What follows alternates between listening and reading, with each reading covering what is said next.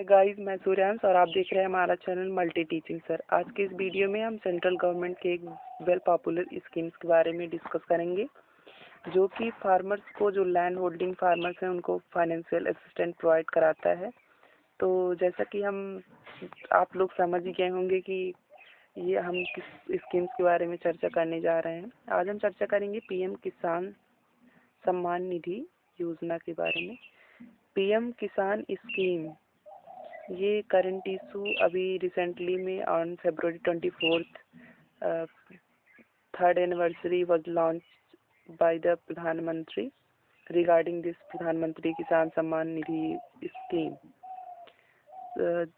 सो आज हम इसी के बारे में डिस्कस करेंगे कि इसका पर्पज क्या है, व्हेन इट वाज लॉन्च्ड, इसका फाइनेंशियल असिस्टेंस कितना है एंड चैलेंजेस। इन सभी टॉपिक्स को आज हम डिस्कस करेंगे अपने इस वीडियो में। तो चलिए स्टार्ट करते हैं अपने टॉपिक को। The Pradhan Mantri Kisan Samman Nidhi scheme is a central sector direct benefit transfer scheme. Central sector direct benefit transfer schemes का मतलब क्या होता है कि जो डायरेक्ट बेनिफिट ट्रांसफ़र है वो सेंट्रल गवर्नमेंट के थ्रू हो रहा है directly to the farmers account. ये इंटरमीडिएटली इसमें कोई भी बॉडी इसमें इंटरफेयर नहीं करे। ये जो सेंट्रल गवर्नमेंट का जो फाइनेंशियल असिस्टेंट है वो डायरेक्ट फार्मर्स के अकाउंट्स में जा रहा है। तो इसीलिए इसको बोल रहे हैं central sector direct benefit transfer. And ये लॉन्च हुआ था on 24th February 2019, although it was effective from December 2018, but the exact launching date was 24th February 2019. This scheme give income support to farmers. इससे farmers को income support मिलता है। इसका purpose क्या है, हम इसको डिस्कस करेंगे। This scheme is mean to provide income support to all land holding farmers families across the country and enable them to meet expenses related to agriculture as well as domestic needs. इस scheme का purpose ये है कि जितने भी हमारे farmers हैं, जो लैंड होल्डिंग फार्मर्स फैमिलीज हैं इन आवर कंट्री, उनको एक फाइनेंशियल हेल्प प्रोवाइड कराना गवर्नमेंट के थ्रू, ताकि वो एक्सपेंसेस, जो एग्रीकल्चरल एक्सपेंसेस है और उनकी डोमेस्टिक नीड्स जो हैं उनको फुलफिल कर पाएँ। इसी को देखते हुए प्रधानमंत्री, जो ऑनरेबल प्राइम मिनिस्टर हैं मिस्टर नरेंद्र मोदी, उन्होंने ये स्कीम लॉन्च किया।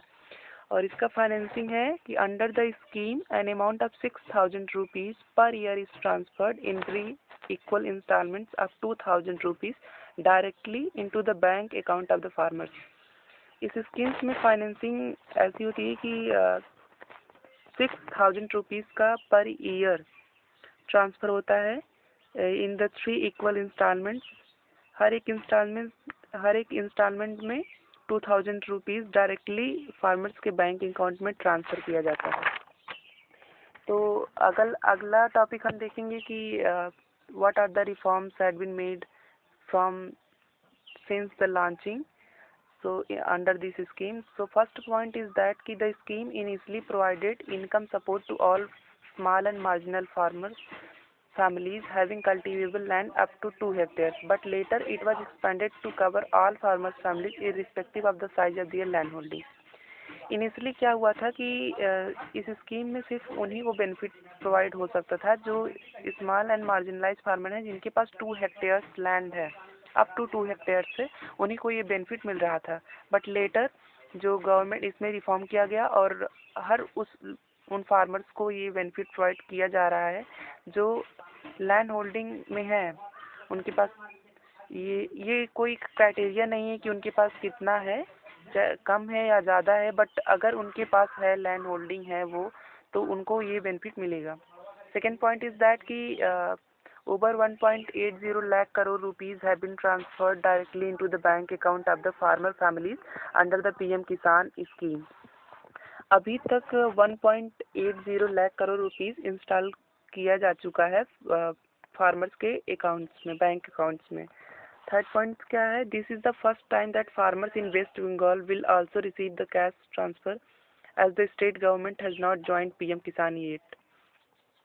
जैसा कि हम पहले भी डिस्कस कर चुके हैं कि ये एक central government direct installment transfer benefit transfer scheme है। तो इसी के लिए जो वेस्ट बंगाल है, हमारा जो स्टेट वेस्ट बंगाल है, वहाँ की जो स्टेट गवर्नमेंट है वो although have not joint PM किसान येट, बट वहाँ के जो फार्मर्स हैं, जो लैंड होल्डिंग फार्मर्स हैं, उनको ये बेनिफिट दिया जा रहा है। तो ये भी एक अच्छा है, ये बहुत ही अच्छा स्कीम है जिससे हर एक स्टेट के जो फार्मर्स हैं, लैंड होल्डिंग फार्मर्स, उनको बेनिफिट दिया जा रहा है। Although the state is joining or not joining, it is doesn't matter. And who are the beneficiaries here? The state government identify the beneficiaries and share the list with the center. जो beneficiaries हैं उनका list state government provide कराएगा central government को, क्योंकि it is not very easy to get identify the list directly by the central government. That's why the identifying process was under the hand of state government, and the state government shares the list of the farmers and to the center, and on the basis of that list the installment was done. And now at last I'm going to just